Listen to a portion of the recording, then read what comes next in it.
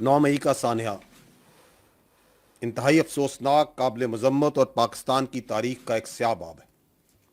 9 मई के वाक़यात ने यह साबित कर दिया कि जो काम दुश्मन पिछले 76 साल से न कर सका, वो 9 मई को इन मुट्ठी भर शरपसंदों और उनके सहूलतकारों ने कर दिखाया, जिसकी जितनी भी मजम्मत की जाए कम है।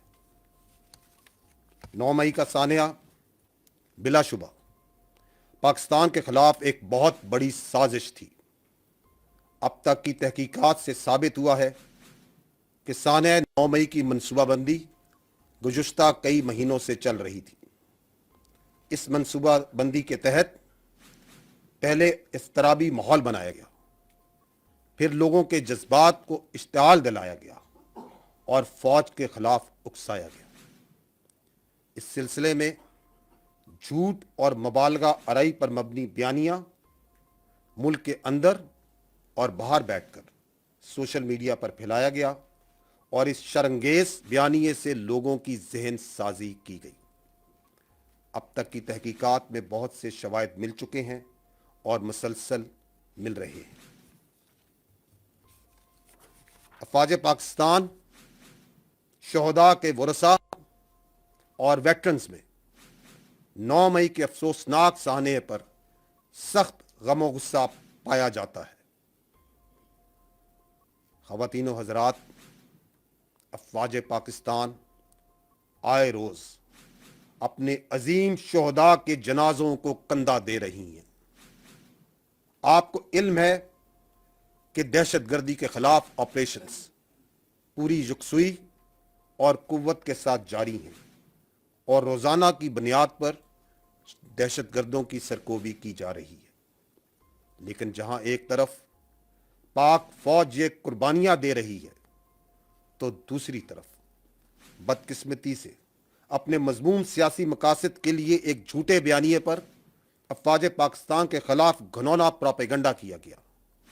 यहां तक कि शहदाए पाकिस्तान के खानदानों की दिल आजारी की गई।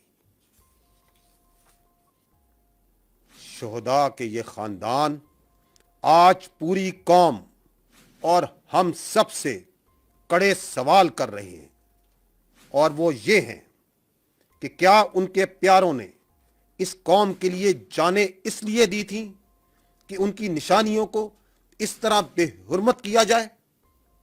क्या अपने मजमूम सियासी मकासद के लिए हासिल करने के लिए कुछ शरपसंद अनासिर शहदा और गाजियों की कुर्बानियों को सियासी एजेंडे की भेंट चढ़ा देंगे? और वो लोग जिन्होंने इस घनौने अमल की मंसूबाबंदी की, वो लोग कानून के कटहरे में कब लाए जाएंगे? शहदा के ये वर्सा हम सब से और बिलखसूस आर्मी चीफ से बार बार ये सवाल कर रहे हैं कि क्या वो रोजाना शहीद होने वाले अपने ऑफिसर्स और जवानों की हुर्मत का इन शरपसंदों से मुस्तकबिल में तहफ़्फ़ुज़ कर सकेंगे?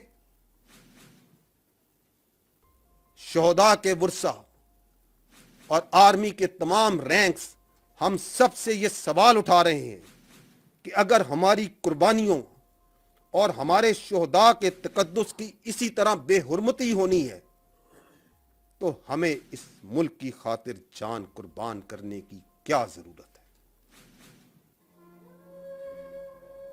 मैं पूछूंगी क्यों जलाया गया है, क्या कसूर है उन लोग। मैं पूछूंगी क्यों जलाया गया है, क्या कसूर है उन लोगों का जिसने इस वतन के लिए कुर्बानी दी है। आप लोग ऐसी हरकत क्यों करते हैं? हम यतीम होते हैं ना, तो आपसे की। मैं पूछूंगी क्यों जलाया गया है, क्या कसूर है उन लोगों का जिसने इस वतन के लिए तस्वीरों को क्यों जलाते हैं? ये शहीद होते हैं, हम यतीम होते हैं, किसके लिए? आप लोगों के लिए होते हैं ना। मैं यतीम हूँ। जब हम देखते हैं ना कि दूसरे माँ बाप अपने बच्चों के साथ हैं, तो हमारे ऊपर क्या गुजरती है? इसके लिए हमने अपने घर के गुलशन और चमन उजाड़े हैं। क्या इसके लिए मेरे आकाश ने اور دیگر شہدا نے اپنی قیمتی جانیں قربان کی ہے. کم از کم اس کو احساس ہونا چاہیے جس کا بچہ جو ہے وہ شہید ہوا ہو اور بھگوان نے جتنے پیار لاڈ سے جو ہے وہ پالا ہوا ہو. ہمیں اپنے شہداء کی تکریم میں ان کے تقدس کو بحال رکھتے ہوئے ان کے لیے کوئی ایسی حرکت یا کوئی ایسا عمل نہ کریں جس سے ان کو بھی تکلیف ہو، کیونکہ شہید زندہ ہو. یہ ملک ہمارا ہمارے شہداء کے خون کی وجہ سے قائم ہے. کیا ہمارے شوروں نے اس لیے قربانی دی ہے کہ ان کی تصویروں کے ساتھ یہ سلوک کیا جائے؟ مجھے فخر ہے کہ میں ایک شہید کی بیٹی ہوں. ثانیہ 9 مئی کے بارے میں کہنا چاہوں گی کہ جو بھی ہوا وہ ایک بہت دل سوز واقعہ تھا. آج اس ملک میں ہم بیٹھے ہیں تو صرف ہمارے شہداء کے خون کی وجہ سے. یہ ملک ہمارا ہے، اس ملک کو ہم نے اپنا خون دیا ہے. یہاں پہ ہمارے لوگ یہاں شہید ہوئے ہیں، انہوں نے اپنی اس مٹی کو زرخیز کیا اپنے خونوں سے. تو پلیز اپنے سیاسی مفاد کے لیے اس ملک کے ساتھ اتنا ایسا نہ کریں. یہ ہم سب کا ملک ہے. میں قوم سے سوال کرتا ہوں، آپ بتائیں، میں نے اپنا بیٹا قربان کیا ہے، وہ اس لیے کیا ہے کہ اس کے شہادت کے بعد ان کی قبروں کو نقصان پہنچایا جائے. 9 مئی کے واقعے پہ میں روزانہ قبرستان جاتا ہوں جو میرے گھر سے بہت دور ہے، اس ڈر سے کہ شر پسند عناصر میرے بیٹے کی قبر کی بے حرمتی نہ کرے. کیا تربیت کی ہے ان کی ماں نے؟